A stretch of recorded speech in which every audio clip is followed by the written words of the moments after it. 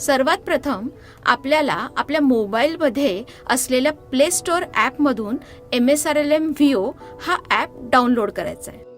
Download झाल्यानंतर आपल्याला हा ॲप ओपन करायचा आहे. ओपन केल्यानंतर रजिस्टर नोंदणी करा ह्या बटणावर क्लिक करायचं आहे.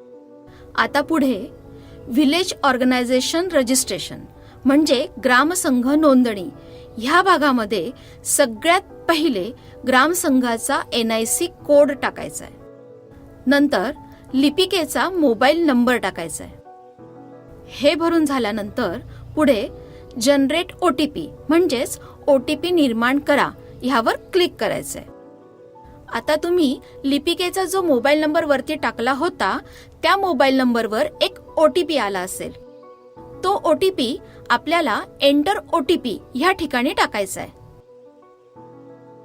आता आपल्याला व्हिलेज ऑर्गनायझेशन डिटेल्स म्हणजे ग्राम संघटनेची माहिती ह्या भागामध्ये आपल्या ग्रामसंघाची माहिती भरायची आहे. व्हिलेज ऑर्गनायझेशन नेम मध्ये येणार आपल्या ग्रामसंघाचं नाव. त्याखाली ग्रामसंघाचा पॅन नंबर टाकायचा आहे. हा कंपल्सरी नाही, पण असेल तर तुम्ही टाकू शकता. आपण ज्या प्रभाग संघाला जोडले आहोत त्या प्रभाग संघाचा टॅली सिरियल नंबर टाकायचा आहे. टॅली सिरियल नंबर जर बरोबर असेल तर ग्रीन कलर मध्ये मेसेज येईल आणि नेक्स्ट म्हणजे पुढे या बटणावर क्लिक करता येईल. जर तो चुकलाच तर रेड कलर मध्ये दिसेल आणि तुम्हाला पुढे जाता येणार नाही.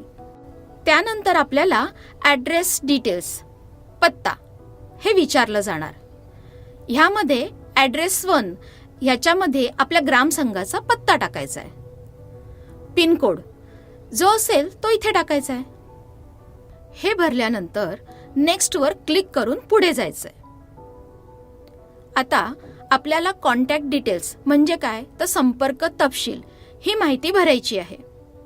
म्हणजे यामध्ये सर्वात प्रथम लेखापालचे नाव आणि त्याखाली त्याचा मोबाईल नंबर भरायचा. त्याचप्रमाणे सचिव, अध्यक्ष, CRP आणि CC यांचे देखील अनुक्रमाने नाव येणार आणि त्यांचे मोबाईल नंबर सुद्धा आपण खाली नोंदवणार. हे भरून झालं की सेव्ह या पर्यायावर आपल्याला क्लिक करायचंय.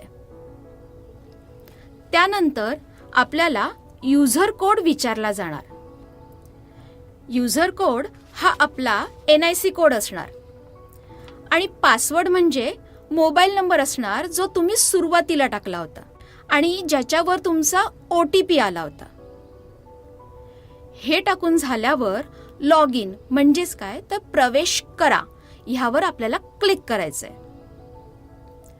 पुढे वरती डाव्या बाजूला 3 आडव्या रेषा असलेलं एक चिन्ह दिसेल, त्यावर क्लिक करायचंय. त्यानंतर चेंज कंपनी ह्याच्यावर क्लिक करायचंय. इथे आपल्याला आपल्या ग्रामसंघाचं नाव दिसेल. त्यावर क्लिक केल्यानंतर उजव्या बाजूला परत एकदा छोटंसं क्लिक करायचंय. आता आपण बनवलेली कंपनी आपल्याला दिसेल. ह्यामध्ये आपण पुढील कामकाजाला सुरुवात करू शकतो.